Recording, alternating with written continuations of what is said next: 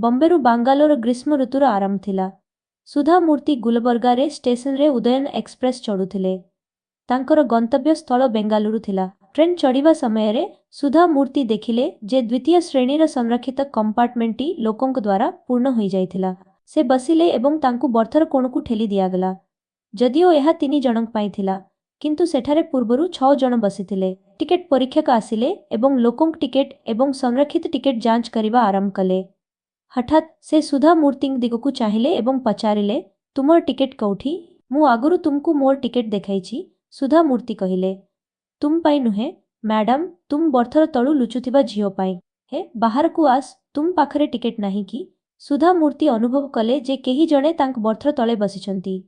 जेतेबेले परीक्षक तांकु गाली देले, झियोटी लुचि रहिबा स्थानरु बाहरी आसिला। से पतला थिला, कला थिला, भयभीत थिला एवं कांदी कांदी ता आखि फुली जाइथिला। तार बयस 13 किंबा 14 वर्ष होइथिबो। तार केस असजड़ा थिला एवं से चिरा स्कर्ट एवं ब्लाउज पिंधिथिला। से थरुथिला एवं उभय हाथ जोड़ी ठिया होइथिला। परीक्षक तांकु जोर करी कंपार्टमेंटरू बाहर को टाणीबाकू लागिले। हठात सुधा मूर्तिंक मनरे एक अजब भाव जात हैला। से ठिया होई परीक्षकंकु डाकिले एवं कहिले, सार मु तार टिकेट दे देबी। टिकेट परीक्षक सुधा मूर्तिंकु चाहिले एवं कहिले, मैडम जदि आपण तांकु 10 टंका देबे तेबे से टिकेट अपेक्षा सेही टंकारे बहुत खुशी हेबो। सुधा मूर्ति तांक कथा सुनिले नहीं। से टिकेट परीक्षकंकु कहिले जे तांकु शेष गंतव्य स्थल बेंगालुरु पाई टिकेट दियंतु, जेपरी झियोटी जोठी चाहिबो सेठी ओहलाई पारिबो। धीरे धीरे से झियोटी कथा कहिबा आरंभ कला। से कहिला जे ताजर नाम चित्रा। से बिदर निकटस्थ एक गारे रहुथिला। तार बापा जणे श्रमिक थिले एवं से जन्मरु माकु हराइथिला। तार बापा पुणी विवाह करिथिले एवं सेही साबत मांकठारु तांकर 2टी पुओ थिले, किंतु किछि मास पूर्वरु तार बापांकर मृत्यु होइथिला। तार साबत मां तांकु प्रायतः माड़ मारुथिले एवं खाद्य दौनथिले। से सेही जीवनरु क्लांत होई जाइथिला। तार कोनोसी सहाय्यकारी की बंधु बांधव नथिबारु से भलो किछि खोजिबा पाई घर छाड़ी चाली आसिछि। तेबे सेही समय रे ट्रेन बेंगालुरु पहुंची सारिथिला। सुधा मूर्ति तातीदोड्डंकु विदाय कही ट्रेनरु ओह्लाइले। तांकर ड्राइवर आसिला एवं बैग नेले। सुधा मूर्तिंकर अनुभव हैला जे सत जेमिति केही जणे तांकु देखुछि। से पछकु चाहिले, देखिले चित्रा सेठारे ठिया होई तांकु दुख मनरे चाहिथिला, किंतु से आउ किछि करि पारिले नाही। सुधा मूर्ति झियोटीर टिकेट दया भाबरे किनिथिले, किंतु से केबे भी भाबी नथिले जे से तांकर दायित्व होइजिबो।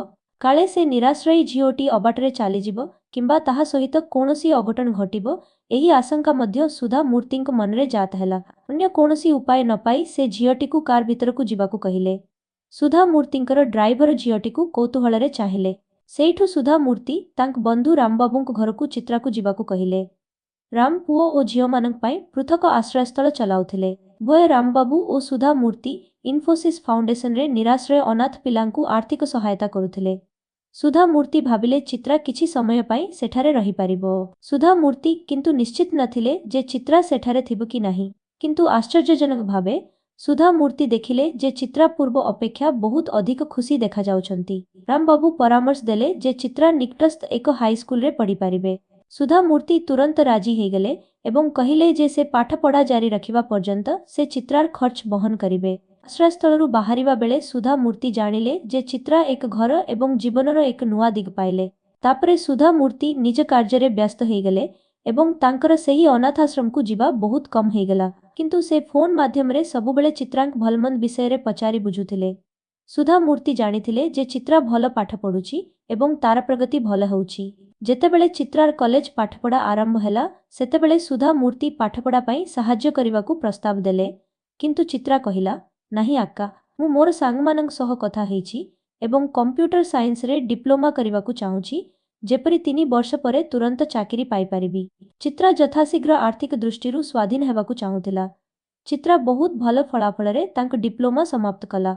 से एक सॉफ्टवेयर कंपनी रे असिस्टेंट टेस्टिंग इंजीनियर भाबरे चाकरी पाइला। जेतेबेले ताकू प्रथम दरमा मिलिला, से सुधा मूर्तिंक पाई एक साड़ी एवं मिठा बाक्स धरी ऑफिस को आसिला। दिने सुधा मूर्ति दिल्ली रे थिला बेले तांक पाखकू एक कॉल आसिला। से कॉल चित्रा करिथिला। से बहुत खुशी थिला। काका, मो कंपनी मते अमेरिका को पठाइबाकू स्थिर करिछि। मु आपणंकु भेटिबाकू एवं आपणंक आशीर्वाद नेबाकू चाहूथिली, किंतु आपण बेंगालुरु रे नाहंती। बहु वर्ष गड़ी गला।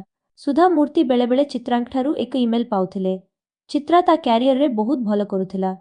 से अमेरिकार अनेक सहर रे नियोजित थिला ଏବଂ ଜୀବନକୁ ଉପଭୋଗ କରୁଥିଲା।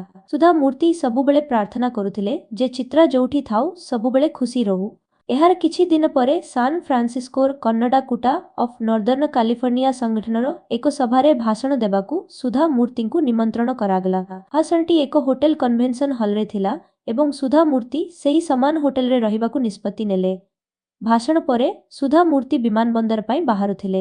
ହୋଟେଲ ରୁମ୍ ଚେକ୍ ଆଉଟ୍ କରିବା ପରେ ଯେତେବେଳେ ସେ ବିଲ୍ ପୈଠ କରିବାକୁ ରିସେପ୍ସନ କାଉଣ୍ଟର ପାଖକୁ ଗଲେ ତାଙ୍କୁ ରିସେପ୍ସନିଷ୍ଟ କହିଲେ, ମ୍ୟାମ୍, ଆପଣଙ୍କ ବିଲ୍ ଆଗରୁ ପୈଠ କରି ଦିଆଯାଇଛି। ଜଣେ ମହିଳା ଆପଣଙ୍କ ବିଲ୍ ପୂର୍ବରୁ ଦେଇ ସାରିଛନ୍ତି। ସେ ବୋଧହୁଏ ଆପଣଙ୍କୁ ବହୁତ ଭଲ ଭାବେ ଜାଣିଥିବେ। ସୁଧା ମୂର୍ତ୍ତି ଚାରିପାଖକୁ ଚାହିଁଲେ ଏବଂ ଚିତ୍ରାକୁ ଦେଖିଲେ। ଚିତ୍ରା ଜଣେ ଯୁବ ଗୋରା ଲୋକଙ୍କ ସହ ଠିଆ ହୋଇଥିଲା ଏବଂ ଏକ ସୁନ୍ଦର ଶାଢ଼ୀ ପିନ୍ଧିଥିଲା। ସେ ଛୋଟ କେସ୍ ସହିତ ବହୁତ ସୁନ୍ଦର ଦେଖାଯାଉଥିଲା। ତାର କଳା ଆଖି ଆନନ୍ଦ ଓ ଗର୍ବରେ ଚମକୁଥିଲା। ତାକୁ ଦେଖିବା ମାତ୍ରେ ସେ ସୁଧା ମୂର୍ତ୍ତିଙ୍କ ପାଖକୁ ଆନନ୍ଦ ମନରେ ଦୌଡ଼ି ଆସି ପ୍ରଣାମ କଲେ ଏବଂ ପାଦ ଛୁଇଁଲେ। ସୁଧା ମୂର୍ତ୍ତି ବହୁତ ଖୁସି ହେଲେ ଏବଂ କ'ଣ କହିବେ ବୁଝିପାରିଲେ ନାହିଁ। ଚିତ୍ରାର ଜୀବନ ଉନ୍ନତ ହୋଇଯାଇଛି ଦେଖି ସୁଧା ମୂର୍ତ୍ତି ବହୁତ ଖୁସି ହେଲେ। କିନ୍ତୁ ସୁଧା ମୂର୍ତ୍ତି ସେଇ ପ୍ରଶ୍ନଟି ଚିତ୍ରାକୁ ପଚାରିଲେ, ଚିତ୍ରା, ତୁମେ ମୋର ହୋଟେଲ ବିଲ୍ କାହିଁକି ଦେଲ? ତାହା ଠିକ୍ ନୁହେଁ।